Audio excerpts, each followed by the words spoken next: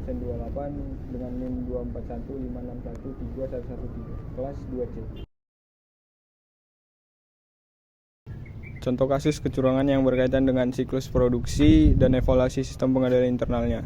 Saya yang mengambil contoh kasus PT Jatisari, perusahaan memproduksi beras yang kualitasnya tidak sesuai dengan label premium quality. Berdasarkan uji laboratorium, mutu beras lebih rendah daripada yang tertera di label dan tidak sesuai kontrak pemesanan dengan pedagang retail. Hal ini merugikan konsumen karena mereka membayar harga tinggi untuk bayar beras kualitas rendah. Evaluasi sistem pengendalian internalnya, umumnya kecurangan terjadi karena pengendalian internal yang lemah, contohnya SOP yang tidak konsisten, tidak ada pemisahan tugas. Diagram arus data atau DAD siklus produksi. Dalam siklus produksi, DAD menggambarkan aliran data dari suatu proses ke proses lainnya. Secara umum, entitas eksternal dan proses utamanya sebagai berikut. Komponen DAD tingkat konteks, entitas eksternal, departemen penjualan atau permintaan produksi. Yang kedua ada gedung bahan baku, bagian produksi, gudang barang jadi, dengan proses utama yaitu penerimaan permintaan produksi, persiapan bahan baku, proses produksi, pencatatan barang jadi. Alur datanya itu seperti permintaan produksi dikirim dari penjual ke produksi. Yang kedua ada produksi meminta bahan baku ke gudang. Yang ketiga ada gudang mengirim bahan ke produksi. Setelah produksi selesai, barang jadi dikirim ke gudang barang jadi.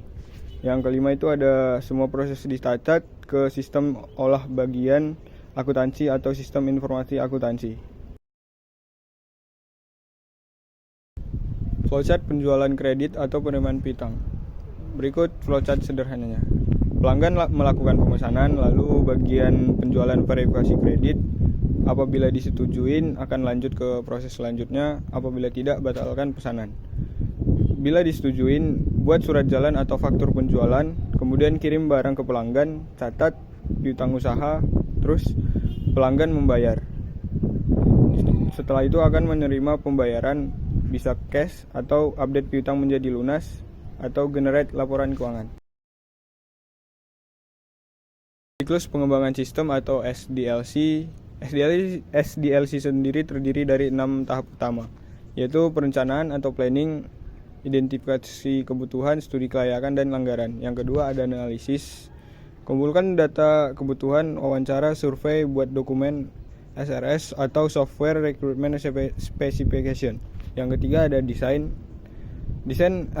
arsitektur sistem database UI alur kerja dengan DFD atau UML. Yang keempat ada implementasi atau development.